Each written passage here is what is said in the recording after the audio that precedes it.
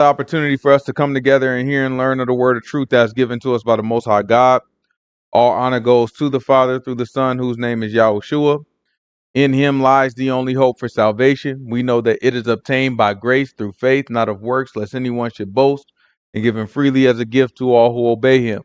We understand that if you do not obey him, it is made manifest or made obvious that you do not believe. In this state, you should expect no good thing from the Most High. However, anything that you do get, whether it be a gift of tongues, a gift of prophecy, or any supernatural experience that you may have, it can and it will be used against you in the day of judgment. With that said, peace to the saints that are in the room, to the saints that couldn't make it, to the saints watching in on the camera, to the saints in the chat. Not yet in the chat, but hopefully in the chat soon. It might be a little too sleepy now. But no peace to the wicked. The only thing we say to them is repent that they might live. What we talked about last week? You was out like a light, boy. That boy. Yeah, that boy. I gave him one question. That boy is out like a light. I would be ashamed of your darn self. All right. So last week we talked about Matthew chapter 24. Right? And we started to read Matthew chapter 24, and in the very beginning of Matthew chapter 24, it was 3 questions that was asked by the disciples. Remember Yahushua, he said he looked at the temple. First the disciples looked at the temple. They was looking like, man, listen, man, that's a bad temple here. They looked at what they said, boy, that thing nice there. Yahushua, you know how Yahushua is, his focus is amazing. But you know that might be off-putting a little bit. He looked at the temple, everybody else looking at it like, man, this is a beautiful temple. Yahushua was like, man, in a little bit, ain't gonna be one stone on top of the other. That whole thing about to come down. They looking at him. And the first question was what? Who remember the first question? First question was, when will these things be? In other words, when are you going to destroy this temple? You say the temple going to destroy. When is it going to be destroyed? Right? The second question was, what is the sign of your coming? Right? So when are you going to come back? And what's the last question? That's right. Very good. When is the world going to end? That was the last question that we had to deal with, right? So when we were looking at it, we were trying to figure out these 3 questions. When is the temple going to be destroyed? When is Yahushua coming back? And when was the end of the world? So he spends the whole chapter kind of explaining those 3 questions, right? So we got answers to 2 of the 3 questions. Right? We got answers to the end of the world. We got answers to when was the temple going to be destroyed, right? We didn't get an answer on the sign of him coming, right? What's going to be the sign of him coming, right? So now what we're going to do is we're going to reread a little bit, because what I want to go into, I want to make sure that we talk a little bit about what we already read. So we're going to reread a little bit, but we're going to try to dive a little bit deeper into, you know what I'm saying, when is he coming back? You know what I'm saying? What's going to be the sign of his coming? No. What's going to be the sign of his coming? This is T, you there? Yeah, I'm here. All right. This is Matthew chapter 24. Where we leave off last week? 31. 31. That's too far. We need to get back. What 22 say? What 23 say? Then if any man shall say unto you, lo, there's the Messiah. That's it. That's the believe one. it not. This is Matthew chapter 24, verse 23. Matthew chapter 24, verse 23. Watch the book say. And if any man shall say unto you, lo, here is the Messiah, or there, believe it not. For there shall arise false messiahs and false prophets, and shall show great signs and wonders, insomuch that if it were possible, they shall deceive the very elect. Behold, I have told you before. Wherefore, if they shall say unto you, behold, he is in the desert, go not forth. Behold, he is in the secret chambers, believe it not. For as the lightning cometh out of the east and shines even unto the west, so shall also the coming of the Son of Man be. Right? So look, the lightning gonna come from the east and to the west. When you look up in the sky and you see lightning, it ain't just like in one little spot. That thing spread across the whole sky. So what he's saying is, you not gonna miss it. Sometimes you in the house and you ain't even looking in the sky. You and out and you just watching TV, and then lightning striking. What you see in the window? They flashing and all types of stuff, right? He's saying you're not gonna miss it. The way you don't miss lightning happening, you're not gonna miss it when I come back. So he's giving us the sign that is coming. He's like, listen, don't be listening to these people that tell you, hey, look over there, the Messiah's over here. Hey, look, Yahushua's coming back. He's over here. Follow me to the desert. He is like, man, don't do that. Don't be listening to these people. These people are lying to you. He said, listen, when I come back, it's gonna be like lightning that shot across the sky. You won't miss it. Right? So let's go back to Zechariah, because Zechariah talked to us about this same lightning. What I want to show y'all is that what Yahushua is saying, he's telling you from the scriptures, right? The scriptures is where he's getting this stuff from. You about to go to sleep already. You ain't even sat down for 5 minutes yet. You ought to be ashamed of your darn self. This is Zechariah, Zechariah chapter 9. Zechariah chapter 9, verse 9.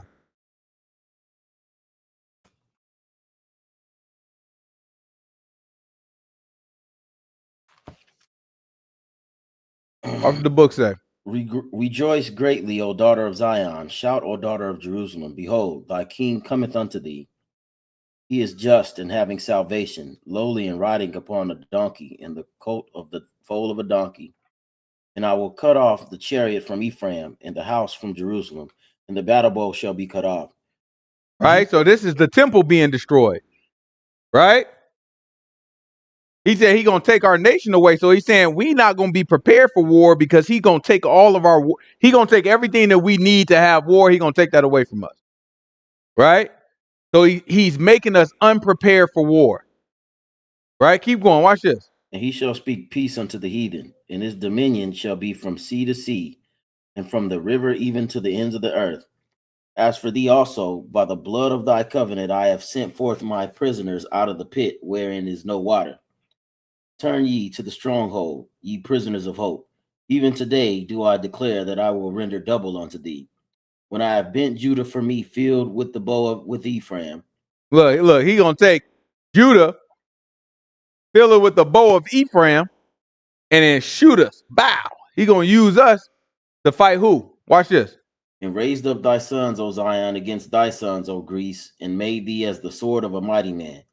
And So he's saying the sons of Greece are going to be against the sons of Zion, the children of Israel. Right? Keep going. Watch this.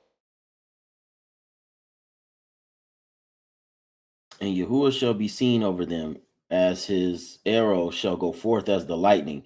And As what? And his arrow shall go forth as the lightning.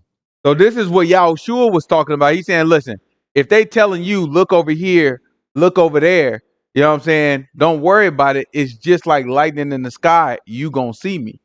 So he got that. Yahushua got that from Zechariah, because Zechariah said, Yahuah will be seen in the sky. When you look up, Yahuah will be seen. And he said it's going to be what? Like what? Read it again. And Yahuah of hosts, and Yahuah shall be seen over them, and his arrow shall go forth as the lightning. Right? So his arrow going to go forth as the lightning. Now he just told you that he's going to load up Ephraim like Ephraim is a bow and put Judah in him like Judah is an arrow. He said, I'm going to raise up the sons of Zion. Remember, Zion is Judah, right? I'm going to raise up the sons of Zion against the sons of Grecia, right? And Greece is Javan. So think of Greece as like the Europeans, right? It's a part, you know what I'm saying? Like where Greece is, Turkey, you know what I'm saying? That area from Greece to Turkey, you know what I'm saying? That's going to be your Greece. So he's telling you, I'm going to put these boys against one another. Right, but Zechariah is not the only one saying that. Go back to Joel. We read Joel again last week too, but let's get back into it so we can make sure we remember where we is at. This is Joel chapter 3. Go ahead and start at verse 1.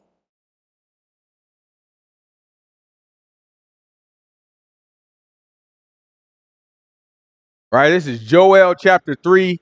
We're gonna start at verse 1. Right, because he's telling us, he's saying, listen, I'm gonna have an arrow. The arrow represents Judah. The bow represents Ephraim. Ephraim is Israel, right? So this bow and arrow combo is Israel, right? And he said, I'm going to raise up the sons of Israel, talking about Zion specifically, but I'm going to raise up the sons of Zion against the sons of Greece, right? We need to make sense of some of this stuff. This is Joel chapter 3. Give me verse 1.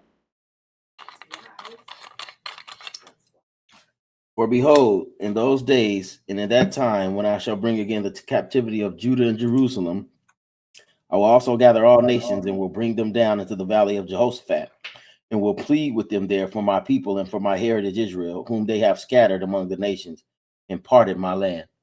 Right? This is talking about the end of the world. All the nations are going to come again and fight against the Most High God, and he's gonna plead with all the nations and talk to them, and then end up destroying everybody who came out to fight. Keep going. Watch this. And they have cast lots for my people, and have given a boy for a harlot, and sold a girl for wine that they may drink. Yea. Right? He talking about the transatlantic slave trade at that point. Keep going. Yea, and what have ye to do with me, O Tyre and Zidon, and the coast of Palestine? Will ye render me a recompense? And if you recompense me swiftly and speedily, will I return your recompense upon your own head? Because you have taken my silver and my gold, and have carried it into your temples, my goodly pleasant things.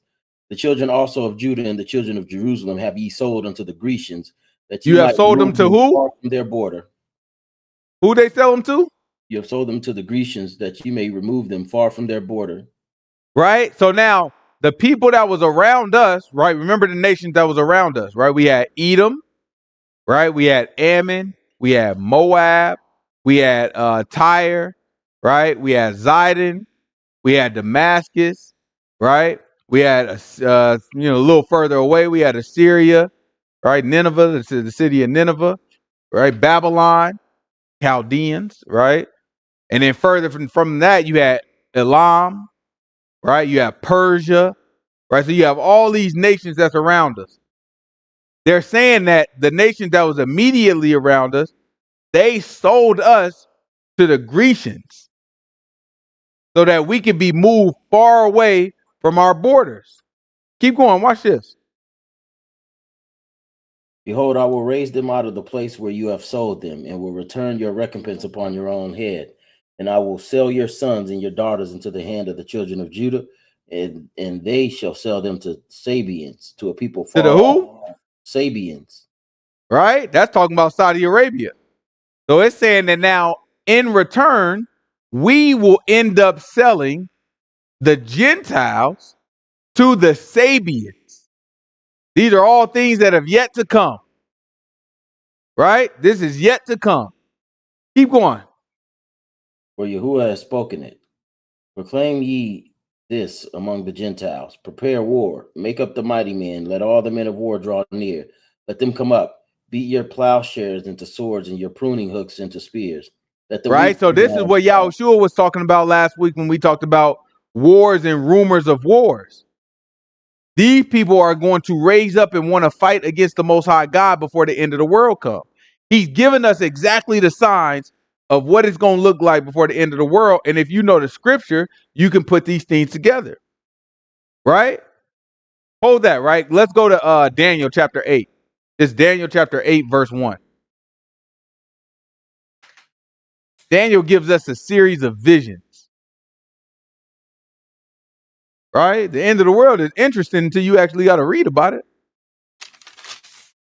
You got to put together all this stuff. You're like, man, okay, well, hold on. What is Daniel talking about? Oh, wait, hold on. Who is the Grecians? Okay, hold on. What is this talk about? You gotta be able to put that thing together. Decode it.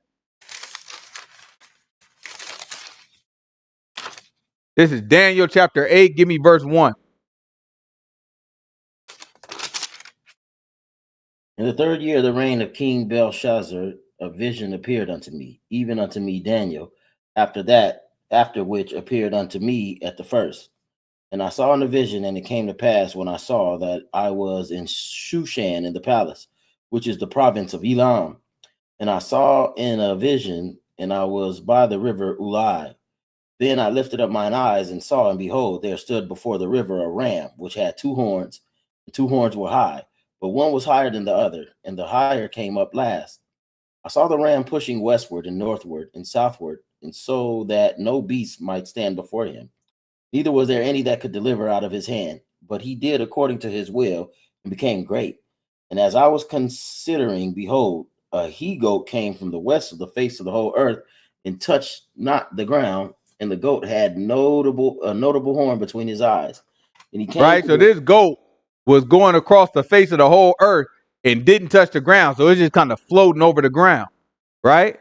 He see this vision like you think of a vision kind of like a dream. Right? So he's seeing this stuff. He's looking like, what in the world am I looking at? I see a ram and it got 2 horns and one horn is a little higher than the other one. And then I see this goat come out of nowhere. He covering all the ground, but he ain't even touching it. And he just moving quick too. Let's see what happened. And he came to the ram that had 2 horns, which I had seen standing before the river, and ran unto him in the fury of his power. And I saw him come close unto the ram, and he was moved with choler against him, and smote the ram, and brake his 2 horns. And there was no power in the ram to stand before him, but he cast him down to the ground, and stamped upon him, and there was none that could deliver the ram out of his hand. Therefore the he goat waxed very great, and when he was strong, the great horn was broken, for it came up 4 notable ones toward the 4 winds of heaven. Right? So now this horn that was on the he goat, it was broken. Right? And then out of that place where the horn was broken, because it was a big horn, right? That thing was broken on the he goat. Then after that, it broke, right? And then 4 horns came out of the goat's head. So he's looking at this vision like, what in the world am I looking at? Why is the Most High God showing me a darn he goat and a ram? And this thing just had 1 horn broken, and then 4 smaller horns just grew out of its place, right? Keep going. Watch this. Toward the 4 winds of heaven. And out of one of them came forth a little horn, which waxed exceedingly great. Toward the then a little horn came out of the 4 horns. And then it said that little horn that came out of the 4 horns, man, that thing waxed exceedingly great. In other words, that thing got it achieved greatness, is what he's saying. Right? Keep going. Toward the south and toward the east and toward the pleasant land. And it waxed so great. The pleasant land is talking about Israel. Right? Talking about our land. All right, keep going. And it waxed great even to the host of heaven, and it cast down some of the hosts and of the stars to the ground and stamped upon them. Yea, he magnified himself even to the prince of the host, and by him the daily sacrifice was taken away, and the place of his sanctuary was cast down. And the host. So now, this horn, right? This little horn was said. It was said that this little horn not only took away the stars, right? The host of heaven, when it says it, it took away these hosts of heaven and cast them down. But then also, right, we're gonna talk about what that means a little bit later. But it's talking about angels, right? So this horn it caused the angels to be cast down, and this same horn also took away the sacrifices. And look at the order that happened in. The first thing that happened is the angels got cast down, and then after that, took away the sacrifices, right? And what did Yahushua tell us was going to happen? The temple was going to be destroyed. Huh? The temple was going to be destroyed. He said, man, listen, it's going to come a time, man, you ain't going to look. It ain't going to be this temple. You ain't going to see one thing on top of the other one. You know what I'm saying? You ain't going to see one stone on top of the other. He just said it just cold-blooded like it was nothing. Oh, no, y'all looking at, because we was looking at that temple like, well, that's a bad temple. You see this thing, Yahushua? No, man, I don't know if you've seen it. You knew around here. Then we kind of look at Yahushua like he knew around here. Nah, you knew around. I know you from Nazareth, boy. But look at this temple. That's a nice temple, ain't it? You know what I'm saying? Look at that. You see the little, you know what I'm saying? Got the little gold up there, man. That's a nice temple. Yahushua look back. He look at that thing like, boy, you know what I'm saying? That thing about to be knocked down. You ain't gonna see one stone on top of another. And we looking at him like, what? When that's supposed to happen? Right? Then he went on to explain it to us. You remember he said, listen, when you see the abomination of desolation that Daniel was talking about, and they surround this place, just know it's over. He's like, man, just know that's it. Because he's telling us that's when the temple gonna be destroyed. So look, our priest, to be a priest, you got to be a son of who? Who? No, to be a priest, you got to be a son of who?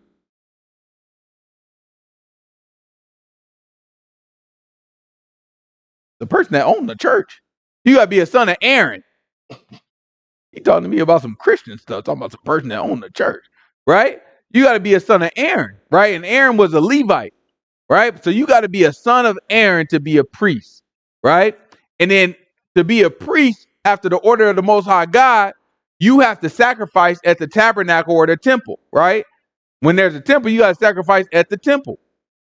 And we have all these specific artifacts that must be used, right? We have an altar that we have designs given, and that altar has to be used for the sacrifices. So when we're reading right now in Daniel chapter 8, and it's telling us this little horn that waxed exceedingly great, right? He's going to first pull down the host of heaven, talking about angels. He's going to be the reason why angels come out of heaven, right? And then also, two, he said, he said, this little horn is going to take away the sacrifices.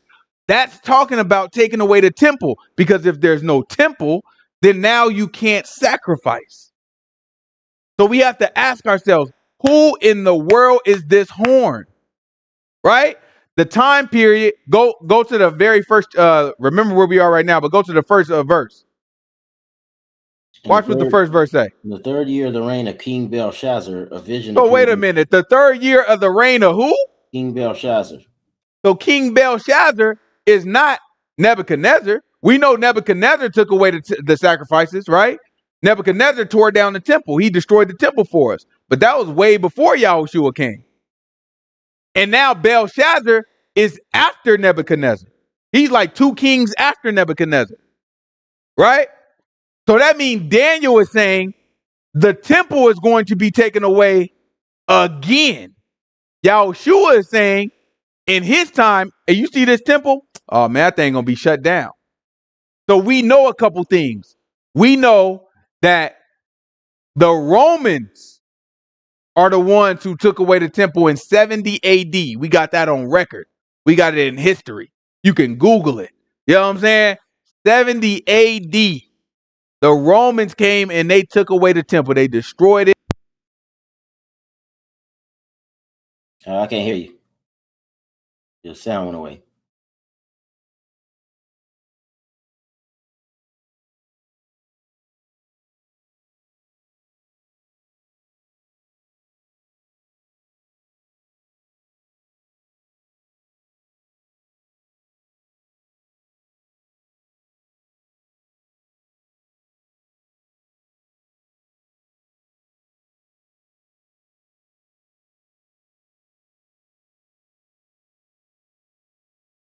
Let's see, am I back?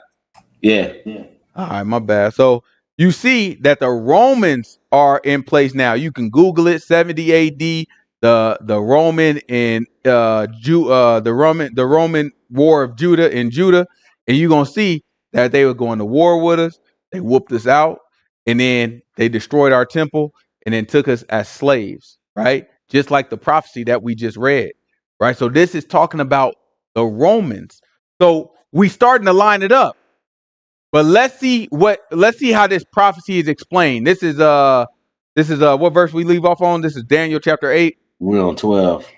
This is Daniel chapter 8, verse 12. Watch this. And the host was given him against the daily sacrifice by reason of transgression, and it cast down the truth to the ground, and it practiced and prospered. Then I heard one saint speaking, and another saint said unto a certain saint which spake, how long shall the vision concerning the daily sacrifice, the transgression of desolation, to give both the sanctuary and the host to be trodden underfoot? Hold on. Oh, we got there. Look what he said. He said go back a little bit where he said he cast down the truth. Go like one verse before it say that. To the ground. Verse 12. One verse before that. Yea, he magnified himself to the prince of the host And by him the daily sacrifice was taken away, and the place of his sanctuary was cast down. Mm-hmm. And the host was given him against the daily sacrifice by reason of transgression, and it came down, and it cast down the truth to the ground. And it Right. So if practiced. this is talking about the Romans, it's saying that the Romans cast down the truth to the ground. We're going to talk a little bit about history, right? The Romans cast down the truth to the ground. And then what did they do after that? They failed? Let me see. And it practiced and prospered. It practiced and was successful. That's that Catholicism. It's talking about Roman Catholicism, from which all y'all Christianity come from. Right? It took the truth of the word, it cast that thing down to the ground, and then practiced and prospered in the lie.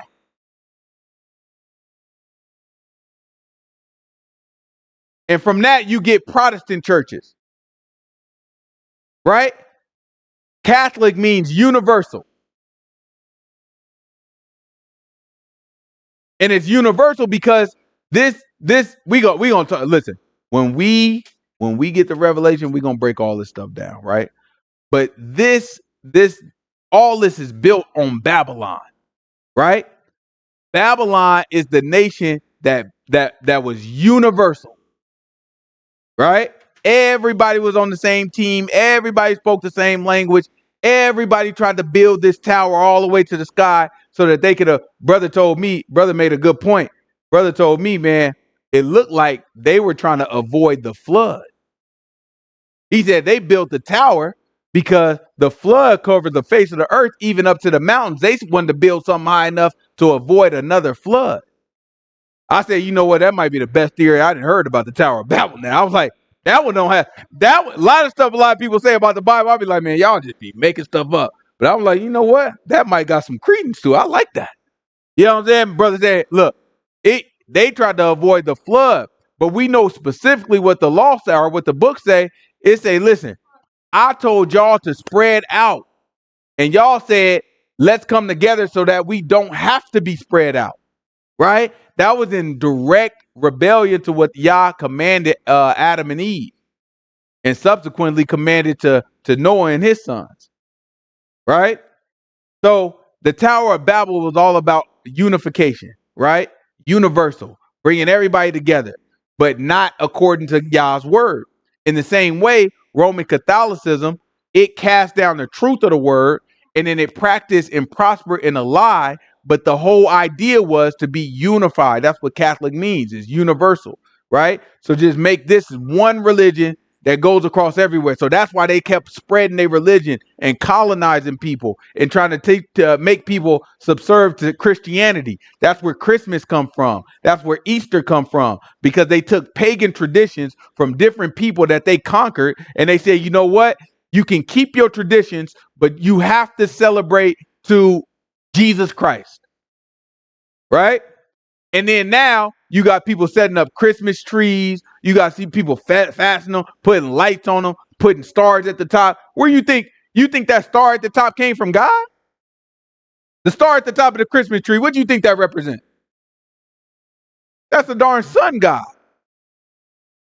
They worshiping the darn sun. They put all those lights on it, right? All these little traditions. What do you think it mean when they put the lights on the house? You think that stuff has something to do with God?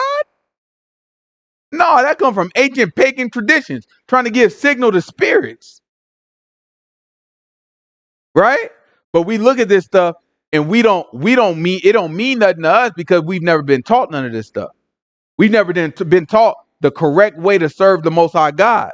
So we get confused with it. And that's exactly what it's about. It's throwing down the truth and practicing in a lie and prospering.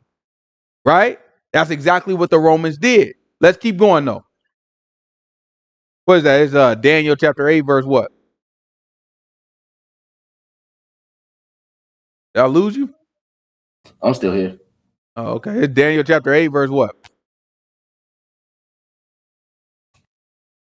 You want to go to verse? Oh, we on verse 13. It's Daniel chapter 8, verse 13. Watch the book say.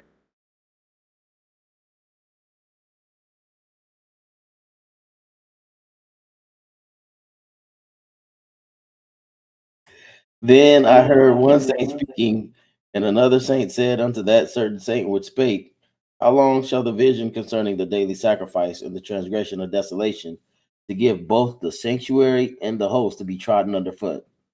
And he said unto me, unto 2,300 days, then shall the sanctuary be cleansed. And it came to pass when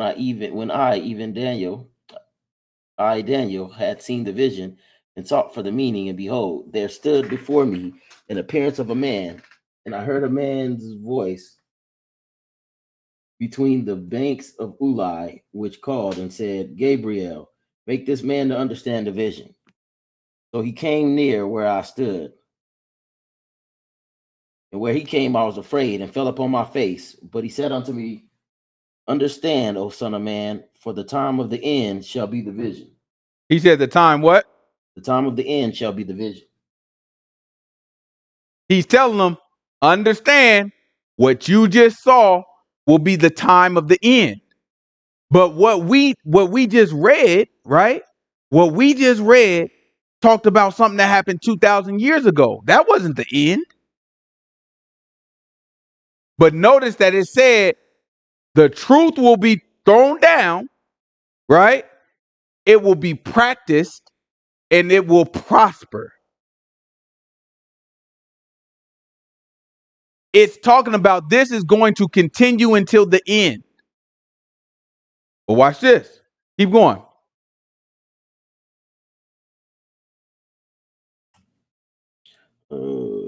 And I heard, so he came near when I stood, and when he came, I was afraid and fell upon my face. But he said unto me, understand, O son of man, for the time of the end shall be the vision. Now, as he was speaking with me, I was in a deep sleep on my face toward the ground. But he touched me and set me upright. And he said, behold, I will make thee know what shall be in the last end of the indignation. For at the time appointed, the end shall be. He said, at the time appointed, the end shall be. Right? We talking about the end of the world still. Watch this. We still got to figure out when Yahushua coming back. But watch this. Keep going. The ram which thou sawest having two horns are the kings of Media and Persia, and the rough goat is the king of Grecia. So now he's explaining it to us. He said, listen, the ram, that was Media and Persia. So Media is a nation, an ancient nation that is in today is in Iran. Right? So if you look on a map and you find Iran, that's where it is, right? Or Iran, however you know what I'm saying, however you know what I'm saying. I pronounce it like an American. You know what I'm saying? Iran. You know what I'm saying? I said Iran. That's how they said Iran. You know what I'm saying? So look, that's like northern Iran, right? And then you got Persia. Persia is also in modern day Iran, right? I don't know where that one is. Persia might be south of Media. You know what I'm saying? So, you know what I'm saying? You have like Persia and then you have Media. So these are two different nations, but it's depicted by Yah as a ram with one horn larger than the other horn, right? And then you have the goat, and the goat was depicted, or Greece was depicted, Greece was depicted as a goat, right? So keep going, watch this. And the rough goat is the king of Grecia, and the great horn that is between his eyes is the first king. Now that being broken, whereas four stood up for it, four kingdoms shall stand up out of the nation, but none in his power. And in the latter time of their kingdom, when the transgressors are come to the full, a king of fierce countenance and understanding dark sentences shall stand up. Now notice the difference. Remember in the vision when we was reading the vision, at this point it was talking about a little horn. It's gonna come up in the place of the four horns, and then it's gonna cast down, right, the host. And then after it casts down the host, it's gonna take away the daily sacrifice. In this explanation, he's not about to go into none of that. What he about to say is, in the latter time, right, of their kingdom. He said, what's going to happen? Watch this. In the latter time of their kingdom, when the transgressions are come to the full, a king of fierce When the what? Transgressions are come to the full. So, hold what we got. y'all, we read something last week. I just want to make sure we remember it. This is Luke chapter 21. You have to help me out. I want to say it was Luke. It had to be further than 12. I feel like it was Luke 21. It's in the 20s. It might be Luke 21:21. Try it. Give me Luke 21:21. Let's see. You know what I'm saying? Let's see if that's what it is. And then we're going right back to Daniel. Because he said, until the transgressions are full. He said, look, what you saw is at the time of the end. Right? Then he go on to explain what he saw. He's like, no, look. So look, the ram, that was Media and Persia. Right? And then the goat, see, that was Grecia. You know what I'm saying? And listen, this is what's going to happen. You know what I'm saying? That bighorn is a king. And it's going to be 4 more kings that come out of his place. And it's going to be another king in the latter end of their kingdom. Right? Then he says, huh? You talking about when he said, are you looking for when the times of the Gentiles be fulfilled?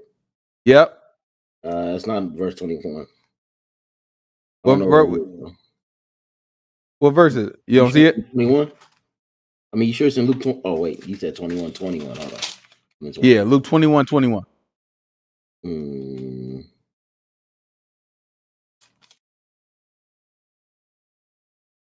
So he said, in the latter end of their kingdom, you know what I'm saying?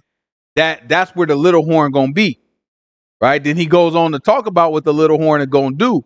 And he's talking about a time at the end when the iniquity is full. Right? But watch what Yahushua say. This is Luke chapter 21. What I want. It's not 21.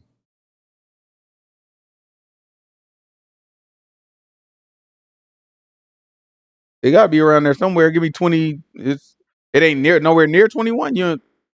What 21 say? Or what let them which are in Judah flee to the mountains, and let them which are in the midst of it depart. Yeah, right there. That's it. Keep going. Let not them that are in the countries enter thereunto, for these be the days of vengeance, that all things which are written may be fulfilled. And then them that give suck unto them days, those that are with child, for there shall be great distress in the land and wrath upon this people. And they shall fall by the edge of the sword, and shall be led away captive into all nations. Into all nations. Then what's going to happen after that? And Jerusalem shall be trodden down of the Gentiles until the time of the Gentiles be fulfilled.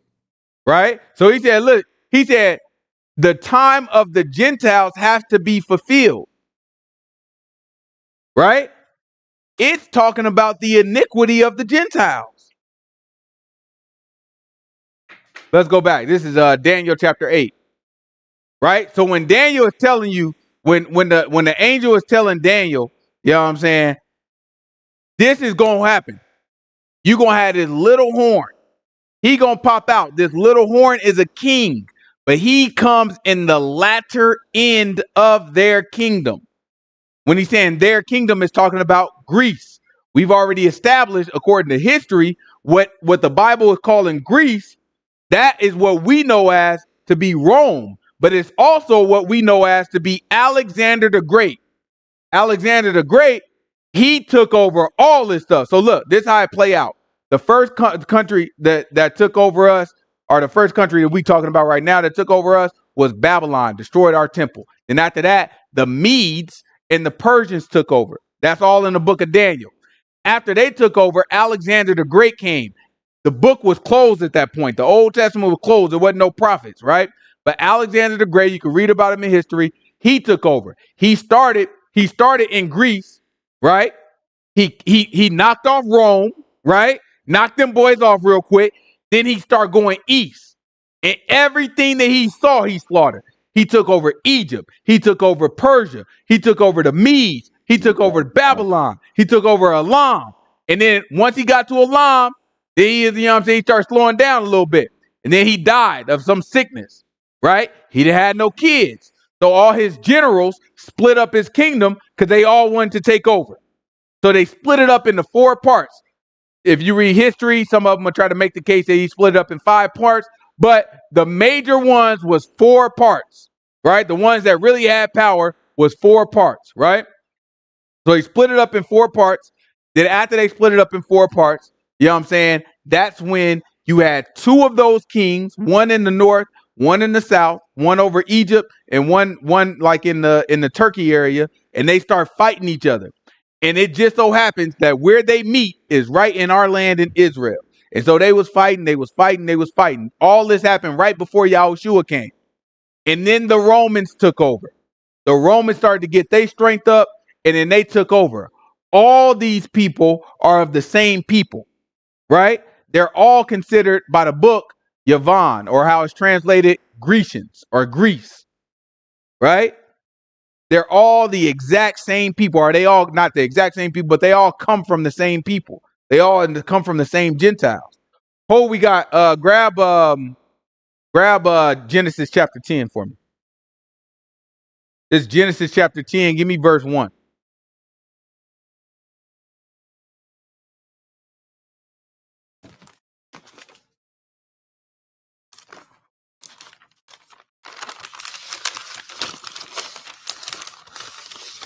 It's Genesis chapter 10, verse 1. Now these are the generations of the sons of Noah.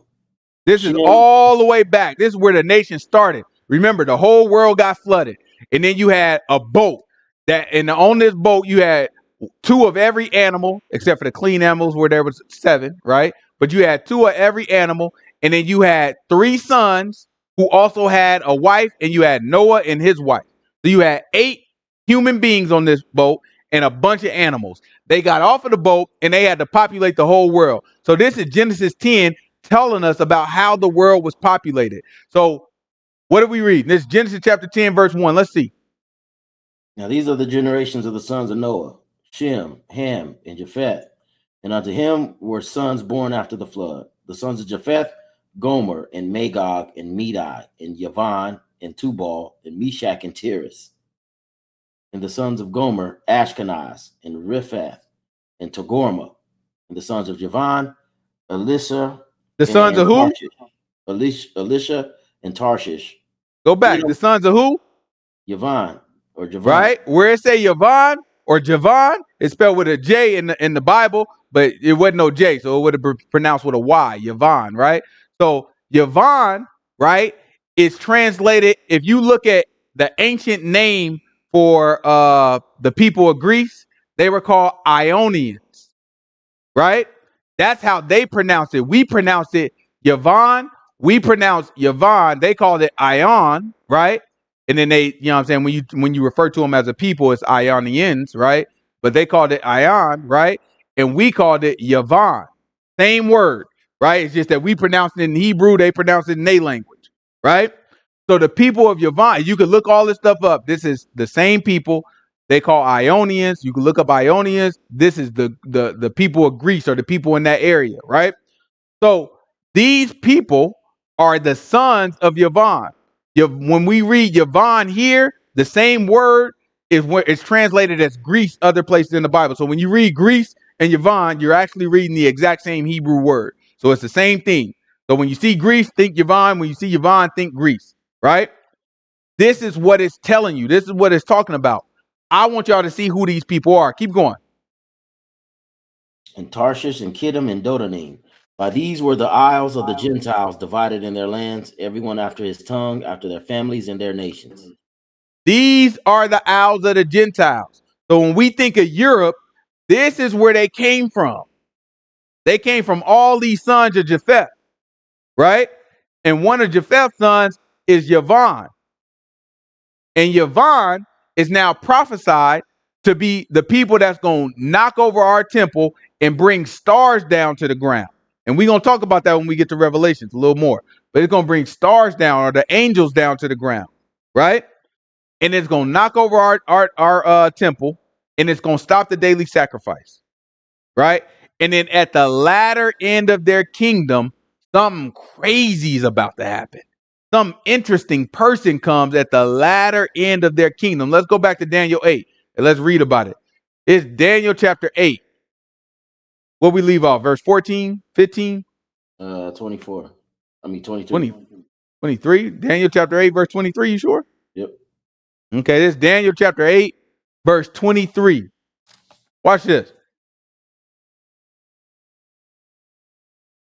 And in the latter time of their kingdom, when the transgressions are come to the full, a king of fierce countenance and A king understanding of dark what? sentences, a fierce countenance.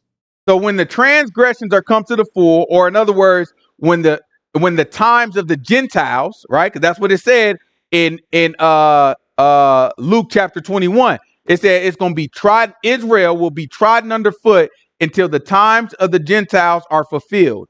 And now he said in Daniel chapter 8, when the transgressions are full, right? And we don't have to get it, but if we go back to Genesis chapter 9, it's going to tell you that the tents of Japheth will dwell in the tents of Shem. And one of the things that Alexander did when he had his empire is he moved all the Grecians, all the Macedonians, all the Ionians, all the people of Yavan, and he moved them into all these different places of what we call the Middle East. So when we look at these people in the Middle East, in our mind, we think, oh, they're Arabs. That's what we call them, right? They're Arabs. They've always been in the desert. That's not true. These people come from Europe, right? And they migrated to all these places. That's why Egypt all is filled with Arab, or what we call as Arabs right now. But in reality, in the past, it was all black people in Egypt, right?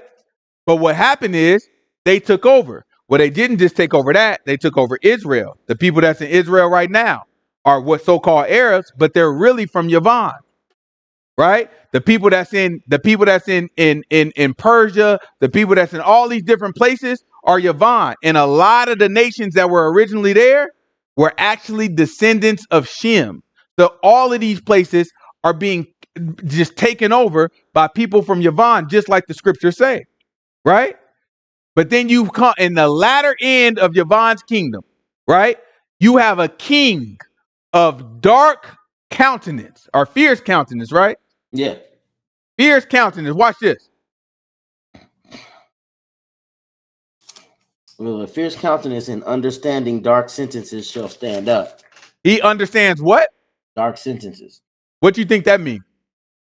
You understand the book, prophecy. This man, listen, this guy that's coming in the latter end of the kingdom, he gonna understand the book. Y'all don't listen. This the thing. We don't understand this book, right? We be sitting here trying to make sense of it. We be out here saying stupid stuff about the book. Well, God, we got the whole book right in front of us. Can open up and read it anytime. And then we let come out of our mouth, oh, well, God love everybody. God hate the sinner, God hate the sin, not the sinner. It ain't nothing that you could do. You know what I'm saying? Make God love you any more or less. We say silly stuff, right? And we got the whole book right here. But the reason is because these sayings are dark. In other words, the Most High God hasn't illuminated it and made it clear to us. So we read the book, but we can't understand it because it's dark to us. It's like being in a room and shutting off all the lights. And it's like, I'm in the room, but I really don't know what's around me. I don't know what's over here. I don't know if I take a step, if I'm going to step on something. It's dark to me. And that's how we are. We in the room, but we have no idea what's in this room with us. But we got the Bible, but we have no idea what's in this book. Right? And so this king that's going to have fierce countenance at the latter end of his kingdom, when the iniquity is full, right? This king is going to also understand dark sayings. So he's going to understand the prophecies, the stuff that nobody can make sense of. He's going to be able to look at it and be like, nah, this is what's supposed to happen. He might not share it. Book don't say that he's going to share it. Books don't say that he's going to be preaching. He might. I don't know. I can't predict that part. All I can do is go with the book say. But we know that he's going to have dark sayings. Right? Let's see. Keep going. And his power shall be mighty, but not by his own power. And he shall right. So his power is going to be mighty, but it's not because of his own power. Right? That's important. We can't talk about it right now. When we get to Revelation, we're going to break all that down. But he's going to have power from the dragon. Right? He's going to have power from Satan. Right? Watch this. Keep going. And he shall destroy wonderfully and shall prosper in practice and shall destroy the mighty and the holy people. Right? Sister Pamela says, she said, what does the iniquity being full mean? How is it measured? Most High God don't tell us how he measured it. You remember when we was in the wilderness? That's right. And we kept on being rebellious. And then he popped up out of nowhere. Most High God popped up out. He said, "This 10 times y'all rebelled against me." Like we didn't even know he was counting. At the end of the day, he just popped up out of nowhere. Like, it's over. We done with that. Y'all gonna be here 40 years because y'all rebelled against me 10 times. So we don't know what Yah's count is, but we know he does count. So another example is Abraham. If we go back to Gen, we don't have to get it, but Genesis, all the way back to Genesis 15. If y'all remember, Abraham, he made a sacrifice and then had a vision, right? And at that time, Yah told Abraham, he said, your family gonna be here. Y'all gonna go into captivity. I mean, y'all gonna go into Egypt for 4 generations. But then after that, when the iniquity of the Amorites are full, I'm gonna bring you into the land of Canaan. And then what ended up happening? It fast forward all the way to Moses, and then Moses brought us to the edge, and then Joshua brought us into the land of Canaan, and it became Israel. But that happened when the iniquity of those Gentiles that were there was full, and then Yah used us to judge them, right? So it's going to be very similar when the iniquity of the Gentiles that's in the land right now is full. Yah is also still going to use us to judge them, right? Not in this. I don't believe it's going to be in the same way because I don't necessarily see that in Scripture that we going and fighting them or whatever. But who knows? We gonna see how it play out. I'm with it. You know what I'm saying? Let me tell you something. I'm with you. Most of our guys say get him. Guess what I'm gonna do? You know what I'm saying? I'm gonna go get his butt. You know what I'm saying? If the Most High God say it. If the Most High God point and be like, go get him. Let me tell you something. You know what I'm saying? You know what I'm saying? And I'm gonna do it old school style. You know what I'm saying? I'm a little squeaming. I don't know if I can cut somebody's head off. You know, we got a violent book. These people, a lot of people don't have the stomach for it. I ain't got the stomach for it right now. You know what I'm saying? We got a violent book. Our book tell us kill everybody. Man, women, child. A lot of people look at that. They be looking like, no, I can't. I can't serve a God to do that. No, you can't. Some people can't serve that God, but that's our God. Y'all have to accept everything about our God, right? Like that's our God. He said kill men, women, children when we took over the Canaanites. I'm just letting you know, if he tell me like, look, man, we going over there, go ahead and get them people. It's their time. I'm gonna do it. You know what I'm saying? But I don't see that in the book, right? When I read the book, I haven't seen that. I don't know exactly how it's gonna play out. I don't know what circumstances are gonna cause the people that's in the land now to get out of the land. But you know what I'm saying? At some point, we will go over there when the iniquity is full, right? So now the prophecy to Daniel is saying when the iniquity is full, this fierce king, right? This king with fierce countenance. In other words, this king with a face that's fierce, right? Right? So you know what I'm saying? It's gonna be a fierce dude, right? This guy gonna understand the dark sayings. All right, keep going. Watch this. And his power shall be mighty, but not by his own power. And he shall destroy wonderfully, and shall prosper in practice, and shall destroy the mighty and the holy people. And He gonna through it, destroy what? the mighty and the holy people. So that means it got to get bad for us, right? He gonna destroy the mighty and the holy people. Watch this. Keep going. And through his policy also he shall cause craft to prosper in his hand. And he shall magnify himself in his heart, and by peace shall destroy many. Right? And then by peace, he gonna destroy many. So that means he's gonna make peace with the world, right? And through that peace, it's gonna lead to people's destruction. Right? Keep going. He shall also stand up against the prince of princes, but he shall be broken without hand. And the vision of the evening and the morning, which was told is true. Wherefore shut up the vision, for it shall be for many days. And I, Daniel, fainted and was sick certain days afterward. And afterward I rose up and did the king's business. And I was astonished at the vision, but none understood it. Go to Daniel chapter 11, verse 1. Watch this.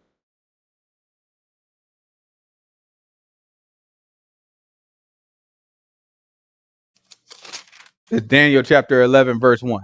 Also, Oh, man, I love this thing. Watch this. I, in the first year of Darius the Mede, even I stood up to confirm and to strengthen him. And now will I show thee the truth. Behold, there shall stand up yet 3 kings in Persia, and the 4th shall be far richer than they all. And by his strength, through his riches, he shall stir up all against the realm of Grecia.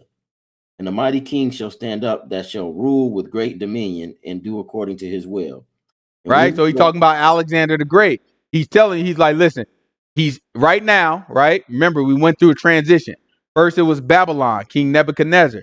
Then Babylon, Belshazzar. That's who Daniel said was the king when he read that first prophecy in Daniel 8, right? Now he's saying, I was under Darius the Mede, right? So now this is somebody from the nation of Media. So we've been taken over again at this point, right? So now it's Media. And then the prophecy is telling Daniel, listen, this is how it's going to play out. It's about to be 4 Persian kings to take over. So that's letting us know Persia's coming next, right? 4 Persian kings to take over, right? And then after that, it's going to be a great king of Grecia, right? This is Javan. So it's talking about Alexander the Great. And he about to tear some stuff up, right? What verse is that? 2. Dude, keep going. And the mighty king shall stand up that shall rule with great dominion and do according to his will. And when he shall stand up, his kingdom shall be broken, and he shall be divided toward the 4 winds of heaven, and not to his posterity, nor according to his dominion which he ruled. For his kingdom shall Right? be plucked up, even for others besides those. So look, that's talking about Alexander the Great, because that's exactly what happened. His kingdom didn't go to his baby. He had a son. His son was a baby though. So his kingdom didn't go to his baby. It ended up going to his generals, right? So they took over his stuff and split his kingdom up. That's why I say it didn't go to his posterity. When his posterity is talking about his kid, right? Keep going. And the king of the south shall be strong, and one of his princes, and he shall be strong above him, and have dominion. His dominion shall be a great dominion. In the end of years they shall join themselves together, for the king's daughter of the south shall come to the king of the north to make an agreement. I listen. The more you know about history, you see how accurate Daniel predicted stuff that really happened. So this was written before all this stuff happened, but Alexander the Great came after that and all this, and Daniel predicted exactly down to them trading daughters and wives, and it's accurate when you read the history of it. Right? Some of these people try to point out little details and all that, be like, no, it's not technically, and then they keep digging and looking stuff up, and they find out, oh no, the Bible was right. You know what I'm saying? But we're not going to read the whole history. I encourage you to read this and then try to line it up with what you can read from history, but we'll do that later, right? Right now, fast forward, go down to verse 30. It's Daniel chapter 11. Give me verse 30.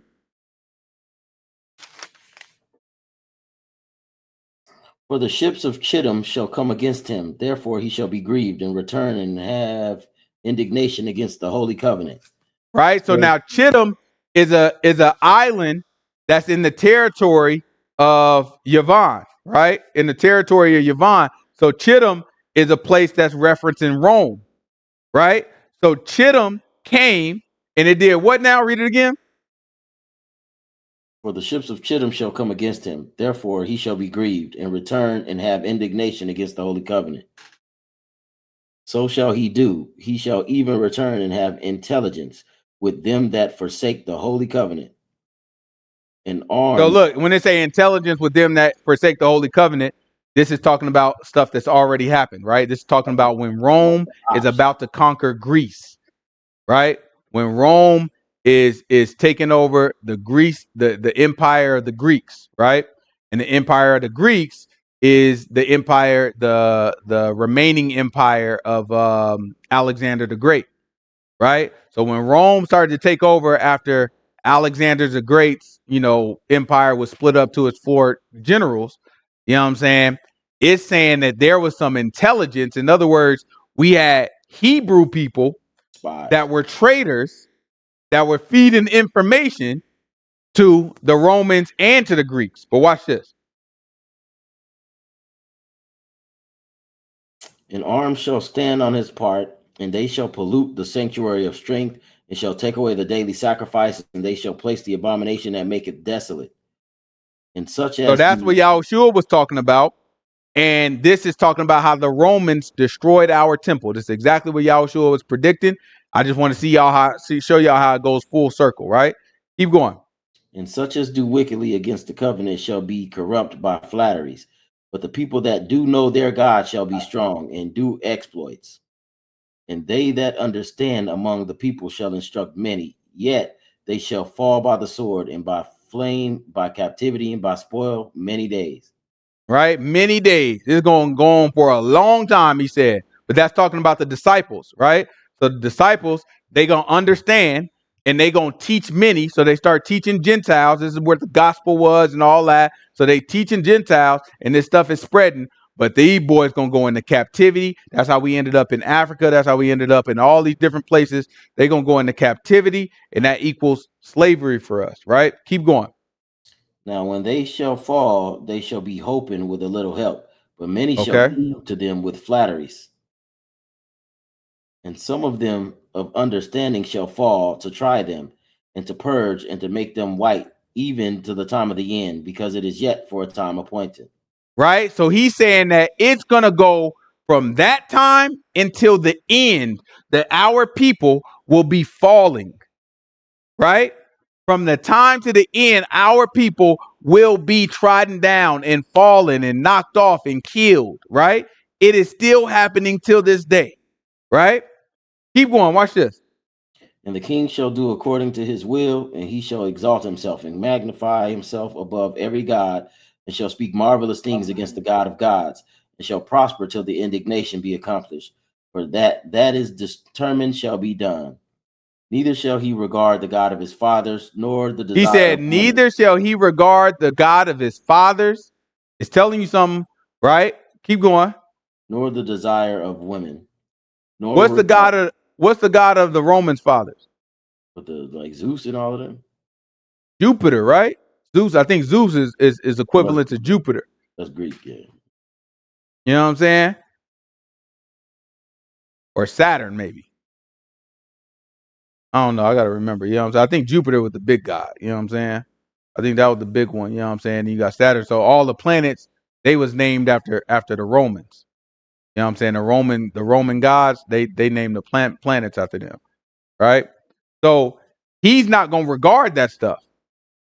You know what I'm saying? He ain't gonna regard the gods of his fathers at all. Keep going. Watch this.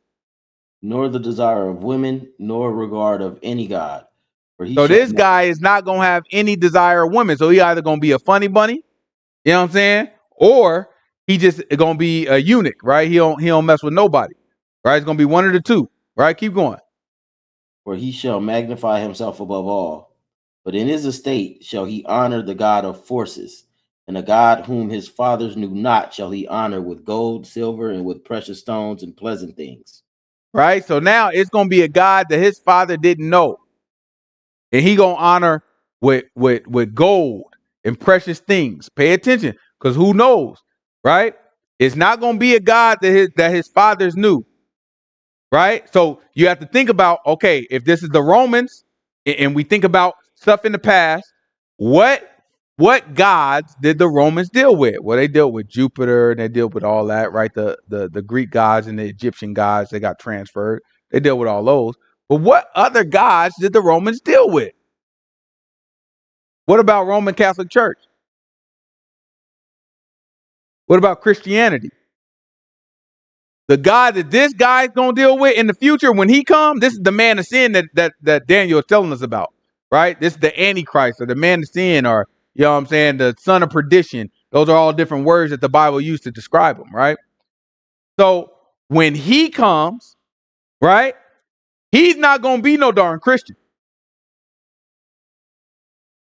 He ain't gonna honor the God of his fathers, but he is going to honor the God of what? Forces. It is gonna be the God of forces, right? And watch this. Keep going. And the God whom his fathers know not shall he honor with gold and silver and with precious stones and pleasant things. Thus shall he do in the most strongholds with the strange God, whom he shall acknowledge and increase with glory. And he shall cause them to rule over many, and shall divide the land for a gain. Right? Don't be surprised if this is Islam. Do not be surprised if this is Islam. Right? Don't be surprised if it's a guy that pop up and he exalts himself about everybody and he don't mess with women and he don't, you know what I'm saying? At first, we look at him like, oh, he ain't even got no God. And then he exalts himself as the caliphate. You know what I'm saying? Exalts itself as the whatever they supreme dude is called, and exalts itself above everything, right? And then after that, he start giving honor to whatever God, Allah or whatever. Who knows? We don't know. But whatever it is, it's not going to be something that's connected to the Romans and all the people that, you know what I'm saying, that populate that part of the world that are now Islam. These people almost all come from Yavan. All of them are descendants of Yavan, and they just took over the Middle East. They took over all that part of the world. Many of them did, right? The ones we see on TV, the ones that's pale and they look white, you know what I'm saying? We look at them as they're Arabs, but there's real Arabs, and their skin is dark, right? Those are the real Arabs that been there. Their skin is dark. You don't see them on TV as much, but anybody who's made a visit over there or anybody who does like seen documentaries about folks that's over there, you will see them because they live there. They just don't be highlighted. You know what I'm saying? They second-class citizens over there, right? There's a lot of stuff that we don't understand. A lot of stuff that I don't understand. But we have to look to the facts of the book of what's going to play out, right? And one of the things that's going to play out is going to be somebody that is a descendant of Yavan, right? And all that mean is one of these light, bright-skinned people, right, that come from that region of the world or that's taken over all of the areas, you know what I'm saying, all of these areas in the Middle East, the pale-skinned Arabs, right? Gonna be one of these type of people that descend from Yavan, right? And he's gonna exalt himself over everything. And then at some point, he gonna give all of his honor to some God, and it's gonna be a God that that none of his fathers worshipped, right? At the time that this was written, none of his fathers worshipped that, right? Or at the time that this prophecy is talking about, none of his fathers worshipped that, right? Keep going. Watch this. Thus shall he do in the most strongholds with a strange God, whom he shall acknowledge and increase with glory. And he shall cause them to rule over many, and shall divide the land for a gain. And at the time of the end shall the king of the south push at him, and the king of the north shall come against him like a whirlwind, with chariots and with horsemen, and with many ships. And he shall enter into the countries, and shall overflow and pass over. He shall enter also into the glorious land, and many countries shall be overthrown. But these shall escape out of his hand, even Edom and Moab, and the chief of the children of Ammon. He shall stretch forth his hand also upon the countries, and the land of Egypt shall not escape. But he shall have power over the treasuries of gold and of silver, and over the precious things of Egypt. And the Libyans and the Ethiopians shall be at his steps. But tidings out of the east and out of the north shall trouble him. Therefore he Right. So shall look, go. at the end, this guy is gonna take over that whole area, right? But then all of a sudden, he gonna hear news out of where? Out of the east and out of the north shall trouble him. Right? It's gonna be some news that's come from the east and the north, and it's gonna trouble him. He gonna be scared when that happens. Watch with this. Watch with this. Who in the east? Who's that? Russia? China? In the east, you probably, you know what I'm saying, you got China for sure. That's way, way east. But you got China for sure. You got India. You got Elam, right? Which Elam is in modern day, you know, Iran, right? So that would be east. And in the north, you got Turkey, right? You got Russia. Russia is way north, but you got Russia. You know what I'm saying? And you got the Armenians. And that's probably, you know what I'm saying, that's probably a, you know what I'm saying, a good summation of like the folks from the north, right?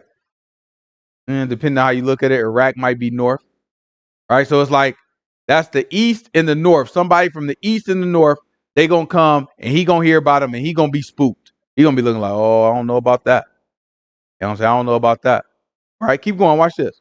Therefore he shall go forth with great fury to destroy and utterly to make away many. And he shall plant the tabernacles of his palace between the seas and the glorious holy mountain. Yeah. Right. So then he's gonna build his palace in our land. Right? He's gonna build his palace in our land. Watch this. Keep going. Yet he shall come to his end, and none shall help him. So something's gonna bring him to his end, and nobody's gonna help him. He's gonna be spooked, about some news that come out of the east and the north. Then he gonna go out with fury, killing folks. Rah, rah, rah. Then he gonna build his palace. He probably thought he won, right? Gonna build his palace. And then something is gonna bring him to his end, and nobody is gonna help him. Right? Keep going. You're going to verse 12. Yeah, verse 12. This is chapter 12.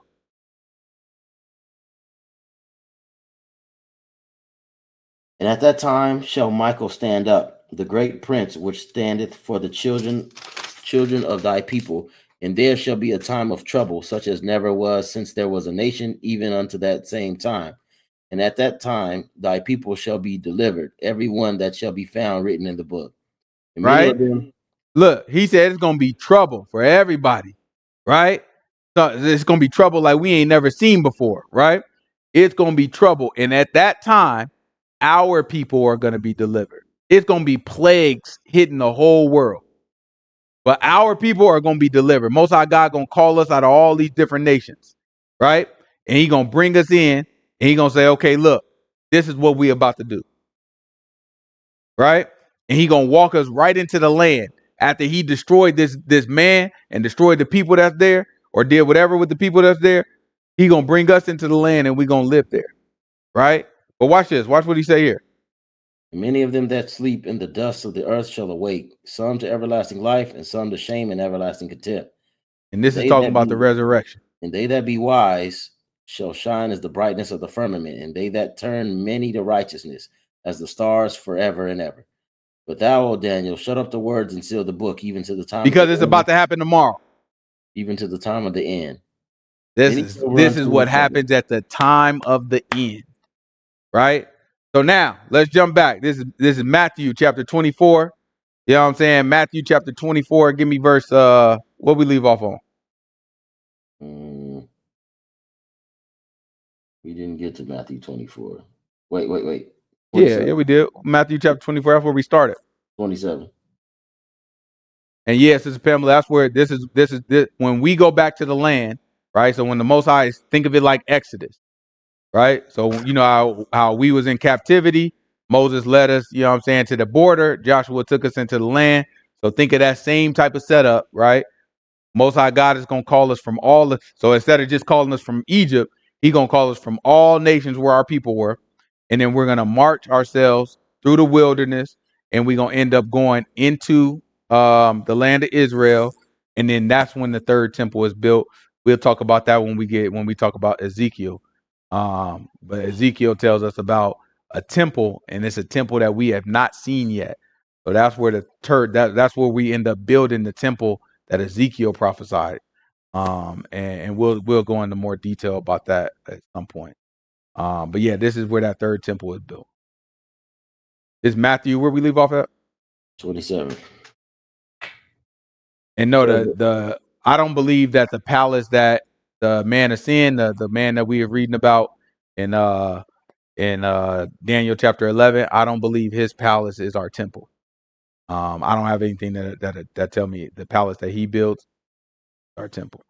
But this is Matthew chapter 24. You said 27? Yeah. Let's see what the book says.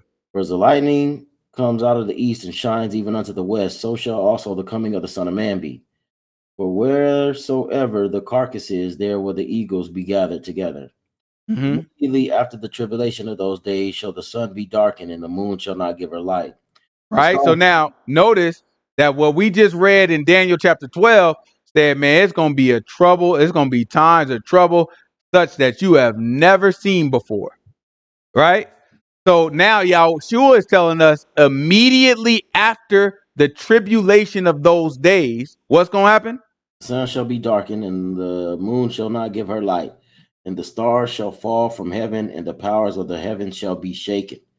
And then shall appear the sign of the Son of Man in heaven, and then shall all the tribes of the earth mourn, and they shall see the Son of Man coming in the clouds of heaven with power and great glory.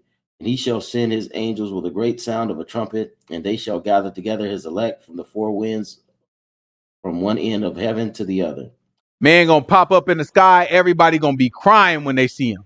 There's a lot of people that just ain't gonna believe, and they gonna look at him like, oh crap, this stuff was real. Everybody gonna be darn crying. And then he gonna sound a horn. Gonna have an angel blow a horn. Whoa, everybody gonna hear it across the whole world. Whoa. Then when that happens, he gonna gather his elect from wherever we at. And it's gonna be Gentiles, it's gonna be black folk, it's gonna be Hebrews, it's gonna be everybody from all nations. Everybody who served the Most High God, who obeyed the Most High God, who gave up their life for His. Right? He gonna take all of them, and then what's gonna happen? Read it. And he shall send his angel with the sound of a trumpet, and shall gather together his elect from the four winds of one end of the heaven to the other. Now learn the parable of the fig tree when the branch is yet tender and putteth forth his leaves. So we're gonna finish this chapter because there's still a lot more, right? We're gonna finish this chapter next week. We're gonna talk a little bit about the fig tree.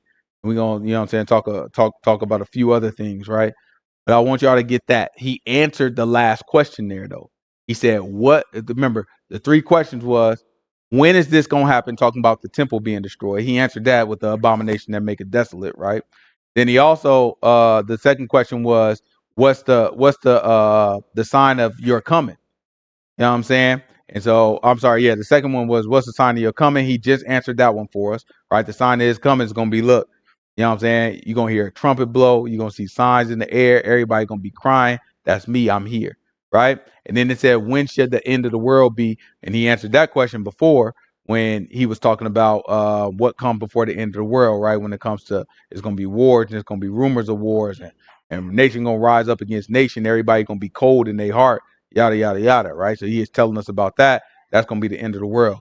So he answered all three of their questions over all these verses that we just read. And then now he's gonna go into talking about more signs about the end of the world when he's talking about the fig tree, right? We're gonna look at those parables, we're gonna try to break them down, and we're gonna try to make sense out of all this stuff, right? There's always a lot. There's so much. It's like you can go so deep into all this stuff that hasn't happened yet. You know what I'm saying? But I want all of us to remember one thing. It's not about predicting the future, right? If your mindset is on trying to predict the future, that's not why the Most High God gave us these prophecies. He gave us these prophecies primarily for one reason, right? So that when these things happen, we can look at it and give him glory. Because otherwise, if he don't tell us that this stuff is going to happen first and we don't believe it before we see it, then we'll end up attributing it to somebody else, right? We'll end up being like, nah, this is just how it works. This is how the world happens. These types of things just happen, right? Most High God wants you to know, like, nah. This ain't just happening. This is what I said was going to happen, right? So a lot of times when we read our scriptures, even though these people had the prophecies, they didn't know what happened until it happened. And that's going to be the same for us. All these theories I'm throwing out here, like, oh, yeah, this is going to happen. This is going to happen this way. I'm going to be dead wrong. I want y'all to know that. I'm going to be dead wrong. But it's not about me being right. It's about the Most High God being right. So keep your eyes open. Don't get hung up on one particular theory just because it sound good or it look good. Keep your eyes open and make sure your focus is the scripture, right? Make sure you obey the Most High God. If you obey the Most High God and you got your eyes focused on the scripture, you don't have to worry about how it play out, right? Just keep obeying them.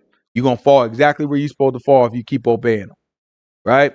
Don't get caught up in all this stuff that you people, every time a bomb go off somewhere, everybody, it's the end of the world. Don't get caught up in all that stuff. All right, any questions?